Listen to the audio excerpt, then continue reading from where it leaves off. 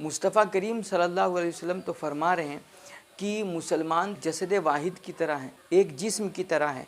जब किसी एक उज़्व को तकलीफ़ होती है तो उससे सारा बदन दर्द में मुब्तला हो जाता है। उस तकलीफ़ का एहसास पूरे जिस्म में होता है। अंग अंग परेशान हो जाता है, सारा वजूद मुस्तरिब हो जाया करता है। हम और आप कैसे मुसलमान हैं कि हमारे आँखों के सामने फ़िलिस्तीन जल रहा है, हमारे क़िबले अव्वल बैतुल मुक़द्दस पे हमले हो रहे हैं और फ़िलिस्तीन की बेटियां चीख रही हैं और हमारे कान में जूं तक नहीं रेंगते हैं। हम जो है खर्राटे की नींद ले रहे हैं और फिर ऊपर से ये बोल रहे हैं कि फ़िलिस्तीन हमारा मसला नहीं है, ये जो कुछ भी वहाँ हो रहा है ये उसका अपना ज़ाती मामला है। नहीं मेरे भाई, ये ज़ाती मामला नहीं है, फ़िलिस्तीन हमारा ही मसला है। दुनिया में जहाँ कहीं कोई मुसलमान है वो ये ना समझे कि हमारा घर महफूज है, हमारा मुल्क महफूज है।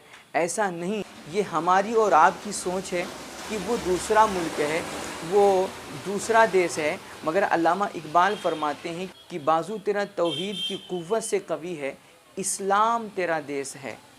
ये इंडिया पाकिस्तान और बांग्लादेश नहीं बल्कि इस्लाम तेरा देश है। जहाँ जहाँ भी मुस्तफ़ा करीम सल्लल्लाहु अलैहि वसल्लम के कलमे पढ़े जाते हैं, जिस जगह भी, दुनिया के जिस गोशे में भी हुजूर का नाम लेवा कोई मौजूद है, हर वो गोशा, हर वो मुल्क हमारा अपना देश है।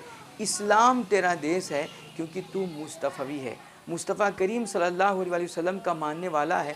तो जो शख्स भी हुजूर का नाम जिस जगह भी लेता है, हर वो जगह हमारी है, हर वो शख्स हमारा है। लिहाजा उसकी तकलीफ़ हमारी तकलीफ़ होनी चाहिए, उसका दर्द हमारा दर्द होना चाहिए और उसके हर दुख सुख को हमें अपना दुख सुख समझना चाहिए। तो ऐसा न कहें कि मतलब वो फ़िलिस्तीन उनका अपना ज़ाती मसला है, फ़िलिस्तीन हमारा अपना मसला है।